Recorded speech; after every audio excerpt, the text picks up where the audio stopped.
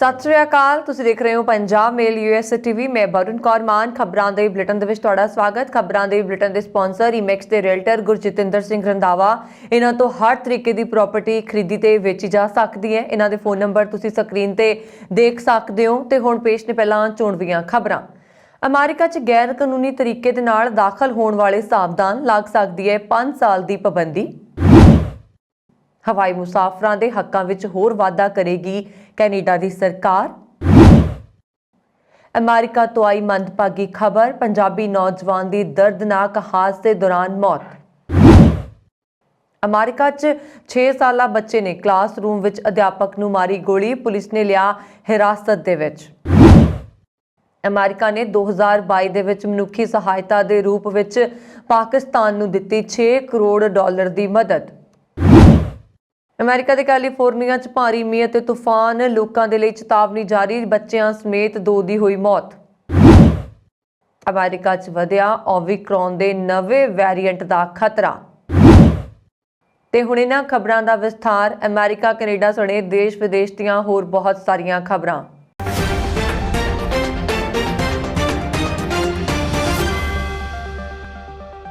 अमरीकी सरकार ने देश भर दे विच गैर कानूनी प्रवास ते शिकंजा कसण दे लई नवी योजना का ऐलान किया। व्हाइट हाउस ने वीरवार नूं कहा कि योजनाबद्ध प्रवास दे लई कानूनी रस्ते का विस्तार अते इस विच तेजी लियाउण दा ही इसका हल होएगा। उन्होंने कहा है कि इस योजना दे नाल गैर कानूनी तरीके दे नाल देश विच दाखल होण वाले आम लोकां नूं फायदा होएगा और अजिहे च लोक गैर कानूनी प्रवास नूं लैके सख्ती तो डरते हुए कानूनी रस्ता अपनाउण नूं पहल देणगे। व्हाइट हाउस की एक रिलीज के अनुसार ਜਿਹੜੇ लोग बिना आग्या के अमेरिका च दाखल होने की कोशिश करते हैं ਅਤੇ उन्हां कोल इत्थे रहण दा कानूनी आधार नहीं हुंदा, उन्हां नूं टाइटल 42 के तहत डिपोर्ट नहीं किया जा सकता। अजिहे च लोकां नूं उन्हां दे मूल देश भेजण दे काम विच तेजी लिआंदी जाएगी ਅਤੇ उन्हां दे मुड़ अमेरिका दे विच दाखले ते 5 सालां दे लई पाबंदी लगाई जाएगी।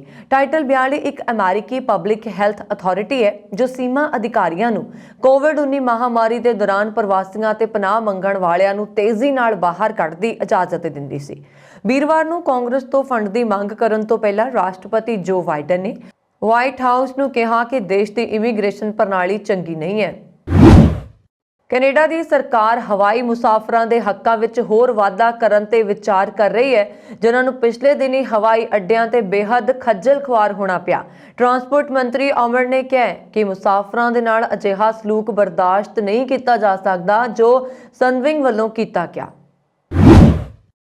पिंड खंडूर दे अमरीका रहिंदे गुरमीत सिंह दिओल दी सड़क हादसे दौरान मौत होने की दुखदाई खबर मिली। मृतक गुरमीत सिंह पिता हरजिंदर सिंह अते माता जसवंत कौर वासी खंडूर का इकलौता पुत्र सी। इस संबंधी जानकारी दिंदियां सुरिंदर सिंह खंडूर ने दस्सिया कि गुरमीत सिंह दिओल अमेरिका के शहर फ्रिजनो विखे ट्रक चला के अपनी रोजी रोटी का हीला वसीला करता सी। वो पिछले 9 सालों तो अमेरिका के शहर फ्रिजनो विखे अपने परिवार नाल रह रहा सी अते अपने ही ट्रक के ड्राइवरी का काम करता सी। बीती 3 जनवरी नूं जदों ओह शिकागो तो सलीना शहर के नज़दीक जा रहा सी तां उसका ट्रक हादसे का शिकार हो गया। इस हादसे दौरान गुरमीत सिंह दिओल की मौत हो गई। अमेरिका के वर्जीनिया सूबे दे विच एक 6 साला बच्चे नूं अपने स्कूल विच एक अध्यापक नूं गोली मारन के दोष दे विच हिरासत च लिया गया। शुक्रवार नूं पहली जमात विच पढ़दे इस विद्यार्थी का अध्यापकों के नाल विवाद होया। न्यूपोर्ट न्यूज़ सिटी पुलिस और स्कूल प्रबंधन ने यह जानकारी दी। पुलिस ने कहा है कि रचनेक एलीमेंटरी स्कूल दे विच गोलीबारी की घटना च हालांकि कोई विद्यार्थी जख्मी नहीं होया। न्यूपोर्ट न्यूज़ के पुलिस मुखी स्टीव ने दस्सिया कि अध्यापिका की उम्र 30 साल है और गोली लगन कारण वो गंभीर रूप दे विच जख्मी हो गई है। उसकी हालत नाजुक दसी गई सी जदों तक ये खबर लिखी गई सी। हालांकि बाद दोपहर तक उन्हां दी हालत च सुधार भी होया। ड्रू ने पत्रकारां नूं कहा कि गोलीबारी की घटना च कोई हादसा नहीं सी। विद्यार्थी अते अध्यापक एक दूजे नूं जाणदे सी अते किसी गल नूं लैके दोवां विचाले विवाद होया। उन्हां ने कहा कि बच्चा क्लास दे विच हथियार लैके आया सी अते जांच अधिकारी ये पता लगाउण दी कोशिश कर रहे हैं कि उस कोल हथियार कित्थों आए थाणा मुखी ने हालांकि इस संबंधी विस्तार पूर्वक जानकारी नहीं दी। स्कूल विच चौथी जमात विच पढ़न वाले एक विद्यार्थी की मां जॉसलीन ग्लोवर ने वर्जीनिया पायलट अखबार नूं दस्सिया कि उसनूं स्कूल तो फोन आया सी कि एक व्यक्ति नूं गोली मार दी गई है और एक नूं होर हिरासत च ले लिया गया है। ग्लोवर ने कहा कि इस संदेश के नाल मेरा दिल बैठ गया, मैं ये सोच के घबरा गई कि वह व्यक्ति मेरा पुत्र तो नहीं है। हालांकि ग्लोवर का 9 साला पुत्र कार्लोस उस समय दोपहर के खाने की छुट्टी ते सी। उसने दस्सिया कि घटना तो बाद स्कूल के बच्चे उच्ची उच्ची रो रहे सन। दूजे पासे थाणा मुखी ने यह नहीं दस्सिया कि अधिकारी बच्चे के मापियां के संपर्क विच हन जां नहीं। हालांकि उन्होंने कहा कि पुलिस विभाग इस घटना की जांच कर रहा है। अमेरिका ने पाकिस्तान विच रह रहे अफगान शरणार्थियों ते पाकिस्तानी मेज़बान भाईचारिਆਂ ਦੇ ਲਈ ਮਨੁੱਖੀ सहायता के रूप ਵਿੱਚ 2022 के दौरान 6 करोड़ डॉलर की राशि प्रदान की। अमरीकी राजदूत ने वीरवार को यह जानकारी दी। इस्लामाबाद स्थित अमरीकी दूतघर ने अमरीकी राजदूत डोनाल्ड ब्लॉम का हवाला देंदे हुए एक बयान च कहा कि अमेरिका ने इकल्ले बीती साल 2022 ਦੇ ਵਿੱਚ शरणार्थियों ते मेज़बान भाईचारिਆਂ ਨੂੰ लगभग 6 करोड़ अमरीकी डॉलर की सहायता प्रदान की है। ब्लॉम ने भी कहा कि अमरीका ने 2002 तो अफगान शरणार्थियों के लिए 2 अरब 73 करोड़ अमरीकी डॉलर तो वध की सहायता प्रदान की है। उन्होंने 4 दहाकिਆਂ तो वध समय तक अफगान शरणार्थियों की खुले दिल के नाल मेज़बानी करने के लिए पाकिस्तान का धन्यवाद किया। बयान च कहा गया है कि इस अमरीकी सहायता के नाल खैबर पख्तूनख्वा ਅਤੇ बलोचिस्तान के स्कूलों के विच दाखला लैण वाले अफगान ਅਤੇ पाकिस्तान बच्चों की गिनती वध रही है। अमेरिका विखे कैलीफोर्निया च भारी मींह ਅਤੇ तूफान ने तबाही मचाई हुई सी। तूफान कारण हज़ारां घरां दी कल बिजली भी गुल रही। मींह ਅਤੇ तूफान कारण हड़ वर्गी स्थिति बनी हुई सी ਅਤੇ घट्टो घट्ट 2 लोगों की मौत भी हो चुकी है। मरण वालियां दे विच एक बच्चा भी शामिल है जिसके घर ते एक दरख्त डिग्या। तूफान कारण आम जनजीवन बुरी तरह प्रभावित होया। बिजली की सप्लाई नहीं हो पा रही सी। स्कूल भी बंद कर दिते गए सन। तेज समुद्री लहरां के कारण किनारे ते बने इतिहासक थंभां नूं भी नुकसान पहुंचा। चट्टाणां ते चिक्कड़ ने हाईवे नूं बंद कर दिता सी। स्की रिजॉर्ट समेत कई थावां ते बर्फ के ढेर नज़र आ रहे सन। पाइनएप्पल एक्सप्रैस तूफान एयरफील्ड के नेड़े शुरू होया ਅਤੇ फिर पश्चिमी तट ਵੱਲ ਵਧਿਆ। कैलीफोर्निया च तूफान की संभावना पहला ही जताई जा चुकी सी, जिसके मद्देनज़र पहला ही एहतियाती कदम चुके जा रहे हैं।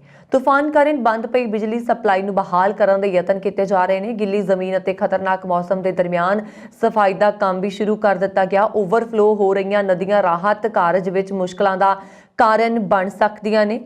एक वैबसाइट के अनुसार 1,80,000 तो वध घर ਅਤੇ कारोबार गंभीर तूफान के नाल प्रभावित हुए हैं। अधिकारियों ने दस्सिया कि सोनोमा काउंटी में 2 साल के बच्चे इयोन टॉचीनी की मौत हो गई। घर के एक हिस्से ते दरख्त डिग गया ਅਤੇ बच्चा उस समय घर में ही मौजूद सी।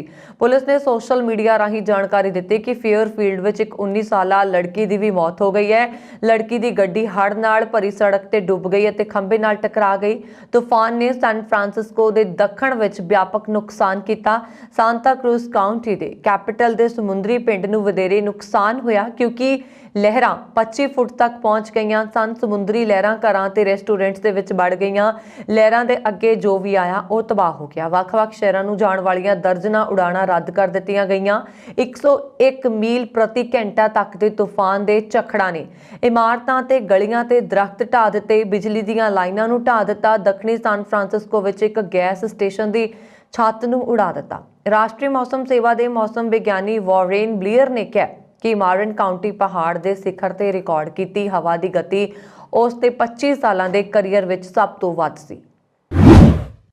चाइना विच कोरोना की दहशत के विचकार हुण ये महामारी दुनिया के कई होर देशों विच तेजी नाल फैल रही है।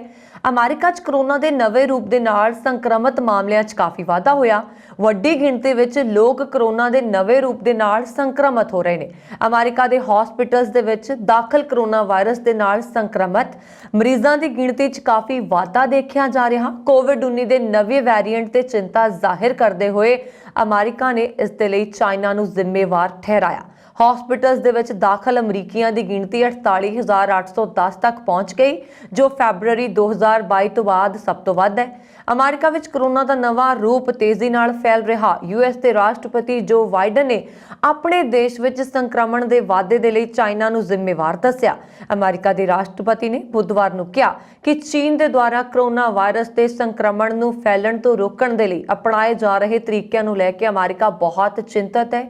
ਰਾਸ਼ਟਰਪਤੀ ਬਾਈਡਨ ਨੇ ਕਿਹਾ ਸੀਗਾ ਕਿ ਜੇਕਰ ਕੋਈ ਚੀਨ ਤੋਂ ਆ ਰਿਹਾ ਤਾਂ ਇਸ ਦੀ ਜਾਂਚ ਹੋਣੀ ਚਾਹੀਦੀ ਹੈ। ਚਾਈਨਾ 'ਚ ਕੋਰੋਨਾ ਮਹਾਮਾਰੀ ਦੇ ਮਾਮਲਿਆਂ ਤੇ ਤੇਜ਼ੀ ਦੇ ਵਾਧੇ ਦੇ ਮੱਦੇਨਜ਼ਰ ਅਮਰੀਕਾ ਤੇ ਭਾਰਤ ਸਮੇਤ ਕਈ ਦੇਸ਼ਾਂ ਨੇ ਚਾਈਨਾ ਤੋਂ ਆਉਣ ਵਾਲੇ ਯਾਤਰੀਆਂ ਤੇ ਪਾਬੰਦੀਆਂ ਲਗਾ ਦਿੱਤੀਆਂ ਨੇ। ਅਮਰੀਕਾ ਵਿੱਚ ਕੋਰੋਨਾ ਦੀ ਸ਼ੁਰੂਆਤ ਤੋਂ ਲੈ ਕੇ ਹੁਣ ਤੱਕ ਵੱਡੀ ਗਿਣਤੀ 'ਚ ਲੋਕ ਸੰਕਰਮਿਤ ਹੋਏ ਨੇ। ਵਰਲਡ ਮੀਟਰ ਦੇ ਅੰਕੜਿਆਂ ਦੇ ਅਨੁਸਾਰ ਅਮਰੀਕਾ 'ਚ ਹੁਣ ਤੱਕ 103 ਮਿਲੀਅਨ ਤੋਂ ਵੱਧ ਲੋਕ ਕੋਰੋਨਾ ਦੇ ਨਾਲ ਸੰਕਰਮਿਤ ਹੋ ਚੁੱਕੇ ਨੇ। ਇਸ ਦੇ ਨਾਲ ਹੀ ਕੋਰੋਨਾ ਸੰਕਰਮਣ ਕਾਰਨ ਇੱਥੇ 11 ਲੱਖ ਤੋਂ ਵੱਧ ਲੋਕ ਆਪਣੀ ਜਾਨ ਗਵਾ ਚੁੱਕੇ ਨੇ। ਅਮਰੀਕਾ 'ਚ ਕੋਰੋਨਾ ਦੇ ਐਕਟਿਵ ਕੇਸਾਂ ਦੀ ਗਿਣਤੀ 21,17,000 ਤੋਂ ਵੱਧ ਹੈ। ਅਸੀਂ ਅਕਸਰ ਉਲਕਾ ਦੇ ਧਰਤੀ ਤੋਂ ਟਕਰਾਉਣ ਜਾਂ ਲੰਘਣ ਦੀਆਂ ਖਬਰਾਂ ਪੜ੍ਹਦੇ ਹਾਂ, ਪਰ ਹੁਣ ਨਾਸਾ ਦੇ 38 ਸਾਲਾ ਪੁਰਾਣੇ ਉਪਗ੍ਰਹਿ ਤੇ ਕਾਬੂ ਤੋਂ ਬਾਹਰ ਹੋ ਜਾਣ ਤੋਂ ਬਾਅਦ ਧਰਤੀ ਨਾਲ ਟਕਰਾਉਣ ਦੀ ਸੰਭਾਵਨਾ ਵੱਧ ਗਈ ਹੈ। ਨਾਸਾ ਨੇ ਜਾਣਕਾਰੀ ਦਿੱਤੀ ਹੈ ਕਿ 38 ਸਾਲ ਪੁਰਾਣਾ ਉਪਗ੍ਰਹਿ ERBS ਆਉਣ ਵਾਲੇ 7 ਦਿਨਾਂ 'ਚ ਧਰਤੀ ਨਾਲ ਟਕਰਾ ਸਕਦਾ ਹੈ ਜਾਂ ਧਰਤੀ ਦੇ ਵਾਯੂਮੰਡਲ ਦੇ ਵਿੱਚ ਦਾਖਲ ਹੁੰਦੇ ਹੀ ਸੜ ਕੇ ਸੁਆਹ ਹੋ ਸਕਦਾ ਹੈ। ਨਾਸਾ ਨੇ ਸ਼ੁੱਕਰਵਾਰ ਨੂੰ ਕਿਹਾ ਕਿ ERBS ਸੈਟੇਲਾਈਟ ਦਾ ਮਲਬਾ ਧਰਤੀ ਤੇ ਡਿੱਗਣ ਦੀ ਸੰਭਾਵਨਾ ਬਹੁਤ ਘੱਟ ਹੈ। ਨਾਸਾ ਦੇ ਅਨੁਸਾਰ ਵਾਯੂਮੰਡਲ ਵਿੱਚ ਦਾਖਲ ਹੋਣ ਤੋਂ ਬਾਅਦ ਜ਼ਿਆਦਾਤਰ 5400 ਪਾਉਂਡ ਉਪਗ੍ਰਹਿ ਸੜ ਜਾਏਗਾ ਅਤੇ ਕੁਝ ਛੋਟੇ ਟੁਕੜੇ ਸੰਭਵ ਤੌਰ ਤੇ ਧਰਤੀ ਤੱਕ ਪਹੁੰਚ ਸਕਦੇ ਨੇ, ਜਿਸ ਨਾਲ ਕੋਈ ਵੱਡਾ ਨੁਕਸਾਨ ਨਹੀਂ ਹੋਏਗਾ। ਪੁਲਾੜ ਏਜੰਸੀ ਨਾਸਾ ਨੇ ਕਿਹਾ ਕਿ ਜਦੋਂ ਉਪਗ੍ਰਹਿ ਧਰਤੀ ਦੇ ਵਾਯੂਮੰਡਲ ਵਿੱਚ ਦਾਖਲ ਹੁੰਦਾ ਹੈ ਤਾਂ 9400 ਟੁਕੜਿਆਂ ਵਿੱਚੋਂ ਕੇਵਲ ਇੱਕ ਮਲਬੇ ਦੇ ਹੋਣ ਦੀ ਸੰਭਾਵਨਾ ਹੈ। ਅਮਰੀਕੀ ਰੱਖਿਆ ਵਿਭਾਗ ਦੇ ਅਨੁਸਾਰ ਉਪਗ੍ਰਹਿ ਦੇ ਐਤਵਾਰ ਰਾਤ ਨੂੰ ਹੇਠਾਂ ਆਉਣ ਦੀ ਉਮੀਦ ਹੈ ਅਤੇ ਇਸ ਵਿੱਚ 17 ਘੰਟੇ ਤੱਕ ਦਾ ਸਮਾਂ ਲੱਗ ਸਕਦਾ ਹੈ। ਕੈਲੀਫੋਰਨੀਆ ਸਥਿਤ ਐਰੋਸਪੇਸ ਕਾਰਪੋਰੇਸ਼ਨ ਇਸ ਸੈਟੇਲਾਈਟ ਦੀਆਂ ਗਤੀਵਿਧੀਆਂ ਤੇ ਲਗਾਤਾਰ ਨਜ਼ਰ ਰੱਖ ਰਹੀ ਹੈ। ਨਾਸਾ ਨੇ ERBS ਸੈਟੇਲਾਈਟਸ ਨੂੰ 1948 ਚ ਲਾਂਚ ਕੀਤਾ ਸੀ। ਉਪਗ੍ਰਹਿ ਧਰਤੀ ਤੇ ਆਉਣ ਵਾਲੇ ਰੇਡੀਏਸ਼ਨ ਅਤੇ ਨਿਕਲਣ ਵਾਲੇ ਰੇਡੀਏਸ਼ਨਸ ਤੇ ਨਜ਼ਰ ਰੱਖਦਾ ਸੀ। ਇਸ ਉਪਗ੍ਰਹਿ ਦਾ ਅਧਿਕਾਰਤ ਕਾਰਜਕਾਲ 2 ਸਾਲ ਦਾ ਸੀ, ਪਰ ਇਹ ਸਾਲ 2005 ਤੱਕ ਸੇਵਾ ਕਰਦਾ ਰਿਹਾ ਅਤੇ ਇਹ ਧਰਤੀ ਤੇ ਓਜ਼ੋਨ ਪਰਤ ਬਾਰੇ ਵਿਸਤ੍ਰਿਤ ਰਿਪੋਰਟਾਂ ਭੇਜਦਾ ਰਿਹਾ। ਇਸ ਸੈਟੇਲਾਈਟ ਨੇ ਅਧਿਐਨ ਕੀਤਾ ਕਿ ਕਿਵੇਂ ਧਰਤੀ ਸੂਰਜ ਤੋਂ ਊਰਜਾ ਨੂੰ ਜਜ਼ਬ ਕਰਦੀ ਹੈ। ਇੱਕ ਅਮਰੀਕੀ 에ਅਰਲਾਈਨ ਨੇ ਘੋਸ਼ਣਾ ਕੀਤੀ ਹੈ ਕਿ ਉਹ ਉਹਨਾਂ ਲੋਕਾਂ ਨੂੰ ਮੁਫਤ ਫਲਾਈਟ ਵਾਊਚਰ ਦੇਗੀ ਜੋ 3 ਅਵਾਰਾ ਬਿੱਲੀਆਂ ਨੂੰ ਗੋਦ ਲੈਣਾ ਚਾਹੁੰਦੇ ਨੇ। ਨਿਊਯਾਰਕ ਪੋਸਟ ਵਿੱਚ ਛਪੀ ਰਿਪੋਰਟ ਦੇ ਮੁਤਾਬਕ ਫਰੰਟੀਅਰ 에ਅਰਲਾਈਨਸ ਬਿੱਲੀ ਦੇ ਬੱਚੇ ਨੂੰ ਗੋਦ ਲੈਣ ਵਾਲੇ ਕਿਸੇ ਵੀ ਵਿਅਕਤੀ ਨੂੰ ਅਮਰੀਕਨ 에ਅਰਲਾਈਨਸ ਦੇ ਨਾਂ ਤੇ ਮੁਫਤ ਫਲਾਈਟ ਵਾਊਚਰ ਮੁਹੱਈਆ ਕਰਵਾਏਗੀ। ਡੈਨਵਰ ਆਧਾਰਿਤ ਕੈਰੀਅਰ ਨੇ ਪਿਛਲੇ ਹਫ਼ਤੇ ਟਵੀਟ ਕੀਤਾ, ਅਸੀਂ ਡੈਲਟਾ ਅਤੇ ਸਪਿਰਿਟ ਗੋਦ ਲੈਣ ਵਾਲਿਆਂ ਨੂੰ 2 ਫਲਾਈਟ ਵਾਊਚਰ ਅਤੇ 4 ਫਰੰਟੀਅਰ ਨੂੰ ਅਪਣਾਉਣ ਵਾਲਿਆਂ ਨੂੰ ਦਾਨ ਕਰਨਾ ਪਸੰਦ ਕਰਾਂਗੇ। ਖਾਸ ਤੌਰ ਤੇ ਲਾਸ ਵੇਗਾਸ ਦੇ ਐਨੀਮਲ ਫਾਊਂਡੇਸ਼ਨ ਰਾਜ ਦੇ ਸਭ ਤੋਂ ਵੱਡੇ ਜਾਨਵਰਾਂ ਦੀ ਅਸਥਾਨ ਨੇ ਹਾਲ ਹੀ ਵਿੱਚ ਫਰੰਟੀਅਰ, ਸਪਿਰਿਟ ਅਤੇ ਡੈਲਟਾ ਨਾਮ ਦੀਆਂ 3 ਬਿੱਲੀਆਂ ਦਾ ਸਵਾਗਤ ਕੀਤਾ। ਮੰਨਿਆ ਜਾਂਦਾ ਹੈ ਕਿ ਬਿੱਲੀਆਂ ਦੇ ਬੱਚੇ 1 ਤੋਂ 2 ਹਫ਼ਤਿਆਂ ਦੀ ਉਮਰ ਦੇ ਨੇ। ਸ਼ੈਲਟਰ ਨੇ ਟਵੀਟ ਕੀਤਾ, ਸਾਡੀ ਬਿੱਲੀ ਦੀ ਨਰਸਰੀ ਵਿੱਚ ਸਭ ਤੋਂ ਨਵੇਂ ਜੋੜ ਨੂੰ ਮਿਲੋ। ਆਤਮਾ ਨੂੰ ਦੱਖਣ ਪੱਛਮੀ ਨਾਮ ਦਿੱਤਾ ਜਾਂਦਾ ਸੀ, ਪਰ ਹਾਲ ਹੀ ਦੀਆਂ ਘਟਨਾਵਾਂ ਦੇ ਕਾਰਨ ਸਾਡੀ ਮਾਰਕੀਟਿੰਗ ਟੀਮ ਨੇ ਬੇਨਤੀ ਕੀਤੀ ਕਿ ਅਸੀਂ ਇਸ ਨੂੰ ਬਦਲ ਦਈਏ। ਇੱਕ 에ਅਰਲਾਈਨ ਦੇ ਪ੍ਰਤੀਨਿਧੀ ਦੇ ਅਨੁਸਾਰ ਵਾਊਚਰ ਪਨਾਹਗਾਹ ਵਿੱਚ ਪਹੁੰਚਾਏ ਗਏ ਨੇ, ਪਰ ਉਹਨਾਂ ਨੂੰ ਉਦੋਂ ਤੱਕ ਨਹੀਂ ਦਿੱਤੇ ਜਾਣਗੇ ਜਦੋਂ ਤੱਕ ਬਿੱਲੀ ਦੇ ਬੱਚੇ ਇਸ ਮਹੀਨੇ ਦੇ ਅੰਤ ਵਿੱਚ ਗੋਦ ਲੈਣ 'ਚ ਤਿਆਰ ਨਹੀਂ ਹੁੰਦੇ। ਫਰੰਟੀਅਰ ਦੇ ਬੁਲਾਰੇ ਜੈਨਫਰ ਡੇ ਲਾ ਕਰੂਜ਼ ਨੇ ਨਿਊਯਾਰਕ ਪੋਸਟ ਨੂੰ ਦੱਸਿਆ ਕਿ ਗੋਦ ਲੈਣ ਵਾਲੀ ਸੰਸਥਾ ਕੋਲ ਵਾਊਚਰ ਹਨ ਅਤੇ ਉਹਨਾਂ ਨੇ ਧੰਨਵਾਦ ਪ੍ਰਗਟਾਇਆ। ਬਿੱਲੀ ਦੇ ਬੱਚੇ ਅਜੇ ਵੀ ਗੋਦ ਲੈਣ ਦੇ ਲਈ ਬਹੁਤ ਛੋਟੇ ਨੇ, ਜਿਵੇਂ ਕਿ ਸੰਗਠਨ ਦੇ ਦੁਆਰਾ ਦਰਸਾਇਆ ਗਿਆ, ਪਰ 1 ਮਹੀਨੇ ਜਾਂ ਇਸ ਤੋਂ ਵੱਧ ਸਮੇਂ ਵਿੱਚ ਗੋਦ ਲੈਣ ਦੇ ਲਈ ਤਿਆਰ ਹੋਣਾ ਚਾਹੀਦਾ ਹੈ। ਮਾਂ ਆਪਣੇ ਬੱਚਿਆਂ ਖਾਤਰ ਕਿਸੇ ਵੀ ਹੱਦ ਤੱਕ ਜਾ ਸਕਦੀ ਹੈ। ਇਸ ਗੱਲ ਨੂੰ ਸਾਬਤ ਕਰਨ ਦੇ ਲਈ ਤੁਸੀਂ ਬਹੁਤ ਸਾਰੀਆਂ ਕਹਾਣੀਆਂ ਸੁਣੀਆਂ ਅਤੇ ਪੜ੍ਹੀਆਂ ਹੋਣਗੀਆਂ, ਪਰ ਇੱਕ ਪਿਤਾ ਨੇ ਆਪਣੀਆਂ ਧੀਆਂ ਨੂੰ ਸੰਭਾਲਣ ਦੇ ਲਈ ਕੁਝ ਅਜਿਹਾ ਕੀਤਾ ਜਿਸ ਦੀ ਤੁਸੀਂ ਕਲਪਨਾ ਵੀ ਨਹੀਂ ਕਰ ਸਕਦੇ। ਮਾਮਲਾ ਇਕਵਾਡੋਰ ਦਾ ਹੈ। ਜਦੋਂ ਇਹ ਖਬਰ ਸੋਸ਼ਲ ਮੀਡੀਆ ਰਾਹੀਂ ਲੋਕਾਂ ਤੱਕ ਪਹੁੰਚੀ ਤਾਂ ਪੜ੍ਹ ਕੇ ਹਰ ਕੋਈ ਹੈਰਾਨ ਰਹਿ ਗਿਆ। ਇਕਵਾਡੋਰ ਦੇ ਇੱਕ ਬੰਦੇ ਨੇ ਆਪਣੀਆਂ ਧੀਆਂ ਦੀ ਕਸਟਡੀ ਲੈਣ ਦੇ ਲਈ ਰਜਿਸਟਰੀ ਦਫ਼ਤਰ ਜਾ ਕੇ ਕਾਨੂੰਨੀ ਤੌਰ ਤੇ ਆਪਣਾ ਲਿੰਗ ਬਦਲਿਆ। ਆਪਣੀ ਪਤਨੀ ਨੂੰ ਤਲਾਕ ਦੇਣ ਤੋਂ ਬਾਅਦ ਉਹ ਆਪਣੀਆਂ ਧੀਆਂ ਨੂੰ ਆਪਣੇ ਕੋਲ ਰੱਖਣਾ ਚਾਹੁੰਦਾ ਸੀ, ਪਰ ਇਕਵਾਡੋਰ ਦਾ ਕਾਨੂੰਨ ਰਾਹ ਵਿੱਚ ਆ ਰਿਹਾ ਸੀ। 47 ਸਾਲਾ ਰੈਨੇ ਆਪਣੀ ਪਤਨੀ ਤੋਂ ਵੱਖ ਹੋ ਗਿਆ, ਪਰ ਉਹ ਆਪਣੀਆਂ ਧੀਆਂ ਨੂੰ ਬਹੁਤ ਪਿਆਰ ਕਰਦਾ ਹੈ। ਹਾਲਾਂਕਿ ਇਕਵਾਡੋਰ ਦੇ ਕਾਨੂੰਨ ਕਰਕੇ ਉਹ ਅਜੇ ਵੀ ਆਪਣੀਆਂ ਧੀਆਂ ਦੀ ਕਸਟਡੀ ਨਹੀਂ ਲੈ ਸਕਿਆ। ਰੈਨੇ ਦਾ ਕਹਿਣਾ ਹੈ ਕਿ ਜਦੋਂ ਬੱਚਿਆਂ ਦੀ ਕਸਟਡੀ ਦੀ ਗੱਲ ਆਉਂਦੀ ਹੈ ਤਾਂ ਉਸਦੇ ਦੇਸ਼ ਦਾ ਕਾਨੂੰਨ ਪਿਤਾ ਨਾਲੋਂ ਮਾਂ ਨੂੰ ਪਹਿਲ ਦਿੰਦਾ। ਉਸਨੂੰ ਲੱਗਾ ਕਿ ਸ਼ਾਇਦ ਪਿਤਾ ਹੋਣ ਕਾਰਨ ਉਹ ਧੀਆਂ ਨੂੰ ਆਪਣੇ ਕੋਲ ਨਹੀਂ ਰੱਖ ਸਕੇਗਾ, ਇਸ ਦੇ ਲਈ ਉਹ ਧੀਆਂ ਦੀ ਖਾਤਰ ਕਾਨੂੰਨੀ ਤੌਰ ਤੇ ਲਿੰਗ ਬਦਲ ਕੇ ਔਰਤ ਬਣ ਗਿਆ। ਰੈਨੇ ਦਾ ਇਲਜ਼ਾਮ ਹੈ ਕਿ ਉਸ ਦੀਆਂ ਧੀਆਂ ਮਾਂ ਨਾਲ ਮਾੜੇ ਮਾਹੌਲ ਵਿੱਚ ਰਹਿ ਰਹੀਆਂ ਨੇ। ਉਸਨੇ 5 ਮਹੀਨਿਆਂ ਤੋਂ ਧੀਆਂ ਨੂੰ ਨਹੀਂ ਦੇਖਿਆ। ਸਥਾਨਕ ਮੀਡੀਆ ਨਾਲ ਗੱਲਬਾਤ ਕਰਦਿਆਂ ਰੈਨੇ ਨੇ ਕਿਹਾ ਕਿ ਕਾਨੂੰਨ ਕਹਿੰਦਾ ਹੈ ਕਿ ਕਸਟਡੀ ਦਾ ਅਧਿਕਾਰ ਔਰਤ ਕੋਲ ਹੈ, ਇਸ ਦੇ ਲਈ ਹੁਣ ਮੈਂ ਇੱਕ ਔਰਤ ਹਾਂ ਤੇ ਹੁਣ ਮੈਂ ਵੀ ਇੱਕ ਮਾਂ ਹਾਂ। ਇਲੈਕਸ਼ਨ ਕੈਨੇਡਾ ਨੇ ਦੇਸ਼ ਦੀਆਂ ਸਾਰੀਆਂ ਸਿਆਸੀ ਪਾਰਟੀਆਂ ਨੂੰ ਫੰਡ ਇਕੱਠਾ ਕਰਨ ਵਾਲੇ ਸਥਾਨਾਂ ਦੀ ਸੂਚੀ ਬਣਾਉਣ ਦਾ ਸੁਝਾਅ ਦਿੱਤਾ। ਇਸ ਵਿੱਚ ਕਿਹਾ ਗਿਆ ਹੈ ਕਿ ਇਨ੍ਹਾਂ ਪਾਰਟੀਆਂ ਨੂੰ ਸੁਰੱਖਿਆ ਚਿੰਤਾਵਾਂ ਦੇ ਮੱਦੇਨਜ਼ਰ ਫੰਡ ਇਕੱਠਾ ਕਰਨ ਵਾਲੇ ਸਮਾਗਮਾਂ ਲਈ ਸਥਾਨਾਂ ਦੇ ਨਾਮ ਸੂਚੀਬੱਧ ਕੀਤੇ ਜਾਣੇ ਚਾਹੀਦੇ ਨੇ। ਸਰੀ ਦੇ ਰਹਿਣ ਵਾਲੇ ਪੰਜਾਬੀ ਨੌਜਵਾਨ ਪਲਵਿੰਦਰ ਸਿੱਧੂ ਦੀ ਉਸ ਸਮੇਂ ਕਿਸਮਤ ਚਮਕ ਗਈ ਜਦੋਂ ਉਸ ਨੂੰ ਪਤਾ ਲੱਗਾ ਕਿ ਉਸ ਦੀ ਲੋਟਰੀ ਨਿਕਲੀ ਹੈ। ਹਾਲਾਂਕਿ ਉਸ ਨੂੰ ਅਜੇ ਵੀ ਯਕੀਨ ਨਹੀਂ ਹੋ ਰਿਹਾ ਕਿ ਉਸ ਦੀ $2,50,000 ਦੀ ਲੋਟਰੀ ਲੱਗ ਗਈ ਹੈ। ਮੀਡੀਆ ਰਿਪੋਰਟਾਂ ਦੇ ਮੁਤਾਬਕ ਪਲਵਿੰਦਰ ਦਾ ਕਹਿਣਾ ਹੈ ਕਿ ਉਸਨੇ ਪਹਿਲਾਂ ਸੋਚਿਆ ਕਿ ਇਹ $250 ਨੇ, ਫਿਰ ਉਸਨੇ ਸੋਚਿਆ ਕਿ ਇਹ $25,000 ਨੇ, ਪਰ ਬਾਅਦ ਵਿੱਚ ਅਹਿਸਾਸ ਹੋਇਆ ਕਿ ਇਹ ਤਾਂ ਇਸ ਤੋਂ ਬਹੁਤ ਜ਼ਿਆਦਾ ਜਾਣੇ ਕਿ $2,50,000 ਸਨ। ਉਸਨੇ ਇਹ ਖਬਰ ਆਪਣੀ ਪਤਨੀ ਨਾਲ ਸਾਂਝੀ ਕੀਤੀ, ਜਿਸ ਨੂੰ ਸ਼ੁਰੂ ਵਿੱਚ ਉਸ ਤੇ ਵਿਸ਼ਵਾਸ ਨਹੀਂ ਹੋਇਆ। ਸਿੱਧੂ ਦੀ ਜਿੱਤ ਦਾ ਅਹਿਸਾਸ ਹੋਣ ਤੋਂ ਬਾਅਦ ਉਹ ਕਾਫੀ ਉਤਸ਼ਾਹਿਤ ਸੀ। ਸਿੱਧੂ ਨੇ playnow.com ਦੇ ਜੇਤੂ ਟਿਕਟ ਖਰੀਦੀ ਅਤੇ 19 ਦਸੰਬਰ ਦੇ ਡਰਾਅ ਤੋਂ ਡੇਲੀ ਗ੍ਰੈਂਡ ਇਨਾਮ ਹਾਸਲ ਕੀਤਾ। ਸਿੱਧੂ ਨੇ ਇਨਾਮੀ ਰਾਸ਼ੀ ਦੇ ਨਾਲ ਘਰ ਖਰੀਦਣ ਅਤੇ ਕਾਰੋਬਾਰ ਸ਼ੁਰੂ ਕਰਨ ਦੀ ਯੋਜਨਾ ਬਣਾਈ ਹੈ। ਕੈਨੇਡਾ ਤੋਂ ਬਾਹਰ ਗਏ ਇੱਕ ਮਕਾਨ ਮਾਲਕ ਨਾਲ ਧੋਖਾਧੜੀ ਹੋਣ ਦਾ ਮਾਮਲਾ ਸਾਹਮਣੇ ਆਇਆ। ਦਰਅਸਲ ਟੋਰਾਂਟੋ ਦੇ ਵਿੱਚ ਇੱਕ ਮਕਾਨ ਦੇ ਮਾਲਕ ਬਾਹਰ ਚਲੇ ਗਏ ਤੇ ਪਿੱਛੋਂ 2 ਜਾਣਿਆਂ ਨੇ ਜਾਲੀ ਦਸਤਾਵੇਜ਼ ਬਣਾ ਕੇ ਉਹਨਾਂ ਦਾ ਮਕਾਨ ਹੀ ਵੇਚ ਦਿੱਤਾ। ਟੋਰਾਂਟੋ ਪੁਲਿਸ ਨੇ ਇਸ ਸੰਬੰਧੀ ਮਾਮਲਾ ਦਰਜ ਕਰਕੇ 2 ਸ਼ੱਕੀਆਂ ਦੀ ਭਾਲ ਸ਼ੁਰੂ ਕਰ ਦਿੱਤੀ ਹੈ ਤੇ ਨਾਲ ਹੀ ਪੁਲਿਸ ਨੇ ਦੋਵਾਂ ਸ਼ੱਕੀਆਂ ਦੀ ਭਾਲ ਦੇ ਲਈ ਲੋਕਾਂ ਕੋਲੋਂ ਮਦਦ ਵੀ ਮੰਗੀ ਹੈ। ਉੱਤਰੀ ਭਾਰਤ ਦੇ ਨਾਲ ਪੂਰੇ ਪੰਜਾਬ ਵਿੱਚ ਇਸ ਸਮੇਂ ਕੜਾਕੇ ਦੀ ਠੰਡ ਦੇ ਨਾਲ ਸੀਤ ਲਹਿਰ ਦਾ ਕਹਿਰ ਲਗਾਤਾਰ ਜਾਰੀ ਹੈ। ਮੌਸਮ ਵਿਭਾਗ ਦੀ ਰਿਪੋਰਟ ਦੇ ਮੁਤਾਬਕ ਪੰਜਾਬ ਵਿੱਚ ਬੀਤੇ ਦਿਨ ਬਲਾਚੌਰ ਸਭ ਤੋਂ ਠੰਡਾ ਰਿਹਾ। ਇੱਥੇ ਸਭ ਤੋਂ ਘੱਟ ਤਾਪਮਾਨ 3.5 ਡਿਗਰੀ ਸੈਲਸੀਅਸ ਰਿਹਾ। ਪੰਜਾਬ ਅਤੇ ਹਰਿਆਣਾ ਦੀ ਸਾਂਝੀ ਰਾਜਧਾਨੀ ਚੰਡੀਗੜ੍ਹ ਦਾ ਘੱਟੋ ਘੱਟ ਤਾਪਮਾਨ 5 ਡਿਗਰੀ ਸੈਲਸੀਅਸ ਦਰਜ ਕੀਤਾ ਗਿਆ। ਹਿਮਾਚਲ ਪ੍ਰਦੇਸ਼ ਵਿੱਚ 7 ਜਨਵਰੀ ਨੂੰ ਉੱਚੀਆਂ ਥਾਵਾਂ ਤੇ ਬਰਫ਼ਬਾਰੀ ਅਤੇ ਮੈਦਾਨੀ ਇਲਾਕਿਆਂ 'ਚ ਮੀਂਹ ਪੈਣ ਦੀ ਸੰਭਾਵਨਾ ਹੈ। ਉਨਾ ਜ਼ਿਲ੍ਹੇ ਵਿੱਚ ਸ਼ੁੱਕਰਵਾਰ ਪੂਰਾ ਦਿਨ ਸੂਰਜ ਦੇਵਤਾ ਦੇ ਦਰਸ਼ਨ ਨਹੀਂ ਹੋਏ। ਉਹਨਾਂ ਨੇ ਪਿਛਲੇ 12 ਸਾਲਾਂ ਦੇ ਮੁਕਾਬਲੇ ਸ਼ੁੱਕਰਵਾਰ ਜਨਵਰੀ ਮਹੀਨੇ ਦਾ ਸਭ ਤੋਂ ਠੰਡਾ ਦਿਨ ਰਿਹਾ। ਕੁੱਲੂ ਜ਼ਿਲ੍ਹੇ ਦੇ ਮਲਾਨਾ ਵਿੱਚ ਅੱਤ ਦੀ ਠੰਡ ਕਾਰਨ ਪਾਣੀ ਦੀਆਂ ਪਾਈਪਾਂ ਜਾਮ ਹੋ ਗਈਆਂ। ਰਾਜਸਥਾਨ ਦੇ ਸੀਕਰ ਦੇ ਫਤਿਹਪੁਰ ਵਿੱਚ ਘੱਟੋ ਘੱਟ ਤਾਪਮਾਨ 0.7 ਡਿਗਰੀ ਸੈਲਸੀਅਸ ਦਰਜ ਕੀਤਾ ਗਿਆ। ਇਸ ਤੋਂ ਬਾਅਦ ਚੂਰੂ ਵਿੱਚ 1 ਡਿਗਰੀ ਸੈਲਸੀਅਸ ਦਰਜ ਕੀਤਾ ਗਿਆ। ਭਾਰਤੀ ਮੌਸਮ ਵਿਭਾਗ ਦੇ ਅਨੁਸਾਰ ਦੱਖਣ ਪੱਛਮੀ ਦਿੱਲੀ ਦੇ ਆਇਆ ਨਗਰ 'ਚ ਸ਼ੁੱਕਰਵਾਰ ਘੱਟੋ ਘੱਟ ਤਾਪਮਾਨ 1.8 ਡਿਗਰੀ ਸੈਲਸੀਅਸ ਤੱਕ ਡਿੱਗ ਗਿਆ। ਹਰਿਆਣਾ, ਪੰਜਾਬ, ਰਾਜਸਥਾਨ ਵਿੱਚ ਤਿੱਖੀ ਸੀਤ ਲਹਿਰ ਜਾਰੀ ਹੈ। ਜੰਮੂ ਕਸ਼ਮੀਰ ਵਿੱਚ ਘੱਟੋ ਘੱਟ ਤਾਪਮਾਨ ਵਿੱਚ ਕੁਝ ਸੁਧਾਰ ਹੋਣ ਨਾਲ ਵਾਦੀ 'ਚ ਪੈ ਰਹੀ ਕੜਾਕੇ ਦੀ ਠੰਡ ਤੋਂ ਕੁਝ ਰਾਹਤ ਮਿਲੀ ਹੈ। ਦਿੱਲੀ ਦੇ ਮੁੱਖ ਮੌਸਮ ਵਿਗਿਆਨ ਕੇਂਦਰ ਸਫਦਰਗੰਜ ਅਬਜ਼ਰਵੇਟਰੀ ਨੇ ਘੱਟੋ ਘੱਟ ਤਾਪਮਾਨ 4 ਡਿਗਰੀ ਸੈਲਸੀਅਸ ਦਰਜ ਕੀਤਾ। ਡਲਹੌਜ਼ੀ ਦੇ ਵਿੱਚ 8.7, ਧਰਮਸ਼ਾਲਾ ਦੇ ਵਿੱਚ 5.4 ਤੇ ਹੋਰ ਵੀ ਕਈ ਥਾਵਾਂ ਤੇ ਮੌਸਮ ਠੰਡਾ ਰਿਹਾ। ਧੁੰਦ ਦੀ ਸੰਘਣੀ ਚਾਦਰ ਉੱਤਰ ਪੱਛਮੀ ਭਾਰਤ ਅਤੇ ਦੇਸ਼ ਦੇ ਮੱਧ ਅਤੇ ਪੂਰਬੀ ਹਿੱਸਿਆਂ 'ਚ ਛਾਈ ਹੋਈ ਹੈ। ਇਸ ਕਾਰਨ ਸੜਕ, ਰੇਲ ਅਤੇ ਹਵਾਈ ਆਵਾਜਾਈ ਪ੍ਰਭਾਵਿਤ ਹੋ ਰਹੀ ਹੈ। ਖਰਾਬ ਮੌਸਮ ਦੇ ਕਾਰਨ ਇੰਦਰਾ ਗਾਂਧੀ ਅੰਤਰਰਾਸ਼ਟਰੀ ਹਵਾਈ ਅੱਡੇ ਤੇ ਕਰੀਬ 30 ਉਡਾਣਾਂ ਪ੍ਰਭਾਵਿਤ ਹੋਈਆਂ। ਘੱਟੋ ਘੱਟ 26 ਰੇਲ ਗੱਡੀਆਂ ਦਿੱਲੀ ਦੇਰੀ ਨਾਲ ਪੁੱਜੀਆਂ। ਟੋਰਾਂਟੋ ਦੀ ਰਹਿਣ ਵਾਲੀ ਟੀਨਾ ਸਿੰਘ ਨੇ ਇੱਕ ਅਜਿਹਾ ਸ਼ਲਾਘਾਯੋਗ ਕੰਮ ਕੀਤਾ ਹੈ ਕਿ ਜਿਸ ਨਾਲ ਸਿੱਖ ਬੱਚੇ ਆਸਾਨੀ ਨਾਲ ਸਾਈਕਲਿੰਗ ਕਰ ਸਕਦੇ ਨੇ। ਦਰਅਸਲ ਟੀਨਾ ਸਿੰਘ ਦੇ ਬੱਚੇ ਸਾਈਕਲਿੰਗ ਕਰਦੇ ਨੇ ਅਤੇ ਉਹਨਾਂ ਨੇ ਆਪਣੇ ਬੱਚਿਆਂ ਦੇ ਲਈ ਕਈ ਤਰ੍ਹਾਂ ਦੇ ਹੈਲਮਟ ਟਰਾਈ ਕੀਤੇ, ਪਰ ਕੋਈ ਵੀ ਹੈਲਮਟ ਉਹਨਾਂ ਦੇ ਸਿਰਾਂ ਤੇ ਸੁਰੱਖਿਅਤ ਢੰਗ ਨਾਲ ਫਿੱਟ ਨਹੀਂ ਹੁੰਦਾ ਸੀ। 3 ਬੱਚਿਆਂ ਦੀ ਮਾਂ ਟੀਨਾ ਸਿੰਘ ਨੇ CBC ਟੋਰਾਂਟੋ ਨੂੰ ਦੱਸਿਆ ਕਿ ਮੇਰੇ ਬੱਚਿਆਂ ਨੇ ਜੂੜਾ ਰੱਖਿਆ ਹੋਇਆ ਹੈ, ਇਸ ਲਈ ਜਦੋਂ ਵੀ ਉਹ ਸਾਈਕਲ ਚਲਾਉਣ ਦੇ ਲਈ ਬਾਹਰ ਜਾਂਦੇ ਨੇ ਤਾਂ ਉਹ ਹੈਲਮਟ ਪਾਉਂਦੇ ਨੇ, ਪਰ ਉਹਨਾਂ ਨੂੰ ਕੁਝ ਵੀ ਠੀਕ ਤਰ੍ਹਾਂ ਦਾ ਫਿੱਟ ਨਹੀਂ ਹੁੰਦਾ ਸੀ। ਉਹ ਜਾਣਦੀ ਸੀ ਕਿ ਇੱਕ ਚੰਗੀ ਤਰ੍ਹਾਂ ਦੀ ਫਿਟਿੰਗ ਸਾਈਕਲ ਹੈਲਮਟ ਹੋਣਾ ਕਿੰਨਾ ਜ਼ਰੂਰੀ ਹੈ।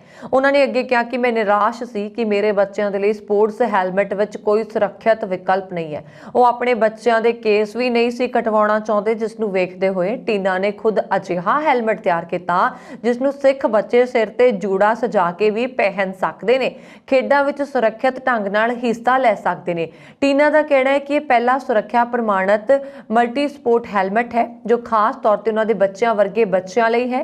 ਸਿੰਘ ਦਾ ਕਹਿਣਾ ਹੈ ਕਿ ਉਹਨਾਂ ਨੇ 2 ਸਾਲਾਂ ਤੋਂ ਵੱਧ ਸਮੇਂ ਤੱਕ ਹੈਲਮਟ ਦੇ ਵੱਖ-ਵੱਖ ਸੰਸਕਰਣਾਂ ਤੇ ਕੰਮ ਕੀਤਾ ਅਤੇ ਉਹਨਾਂ ਦਾ ਪ੍ਰੀਖਣ ਕੀਤਾ ਅਤੇ ਹੁਣ ਇਹ ਉਤਪਾਦਨ ਵਿੱਚ ਹੈ ਤੇ 5 ਸਾਲ ਤੋਂ ਵੱਧ ਉਮਰ ਦੇ ਬੱਚਿਆਂ ਦੇ ਲਈ ਸਾਈਕਲ, ਇਨਲਾਈਨ ਸਕੇਟ, ਕਿਕ ਸਕੂਟਰ ਅਤੇ ਸਕੇਟਬੋਰਡਿੰਗ ਵਿੱਚ ਵਰਤੋਂ ਲਈ ਪ੍ਰਮਾਣਿਤ ਹੈ। ਰੈਵਨਿਊ ਅਤੇ ਮੁਨਾਫੇ 'ਚ ਕਮੀ ਨਾਲ ਜੂਝ ਰਹੀ ਐਮਾਜ਼ਨ ਨੇ 18,000 ਕਰਮਚਾਰੀਆਂ ਨੂੰ ਕੱਢਣ ਦਾ ਫੈਸਲਾ ਕੀਤਾ।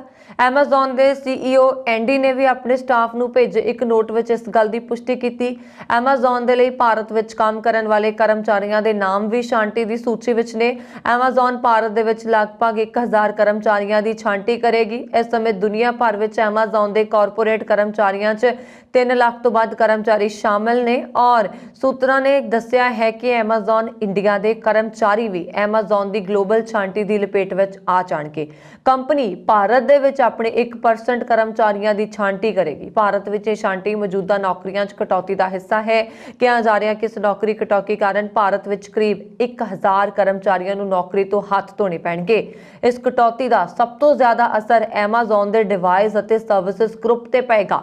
ਬਲੂਮਬਰਗ ਦੇ ਅਨੁਸਾਰ ਯੂਨਿਟ ਵਿੱਚ ਕੁੱਲ 2,000 ਕਰਮਚਾਰੀਆਂ ਦੀ ਛਾਂਟੀ ਕੀਤੀ ਜਾਏਗੀ। ਭਾਰਤ ਵਿੱਚ ਵੀ ਇਹ ਗੱਲ ਸਾਹਮਣੇ ਆਈ ਹੈ ਕਿ ਇਸ ਡਿਵੀਜ਼ਨ ਵਿੱਚ ਸਭ ਤੋਂ ਵੱਧ ਮੁਲਾਜ਼ਮਾਂ ਦੀ ਛਾਂਟੀ ਕੀਤੀ ਗਈ ਹੈ। ਐਮਾਜ਼ਨ ਨੇ ਨਵੰਬਰ 2022 ਵਿੱਚ ਛਾਂਟੀ ਦਾ ਐਲਾਨ ਕੀਤਾ ਪਰ ਉਦੋਂ ਕੋਈ ਪੱਕਾ ਨੰਬਰ ਨਹੀਂ ਦਿੱਤਾ ਗਿਆ ਸੀ। ਹਾਲਾਂਕਿ ਕਿਹਾ ਗਿਆ ਸੀਗਾ ਕਿ ਕੰਪਨੀ 10,000 ਕਰਮਚਾਰੀਆਂ ਦੀ ਛਾਂਟੀ ਕਰੇਗੀ। ਫਿਲਹਾਲ ਕੰਪਨੀ ਨੇ ਇਹ ਅੰਕੜਾ ਵਧਾ ਕੇ ਲਗਭਗ ਦੁੱਗਣਾ ਕਰ ਦਿੱਤਾ ਅਤੇ ਇਸ ਮਹੀਨੇ ਤੋਂ ਪ੍ਰਭਾਵਿਤ ਕਰਮਚਾਰੀਆਂ ਨੂੰ ਵੀ ਇਸ ਬਾਰੇ ਜਾਣਕਾਰੀ ਮਿਲਣੀ ਸ਼ੁਰੂ ਹੋ ਜਾਏਗੀ।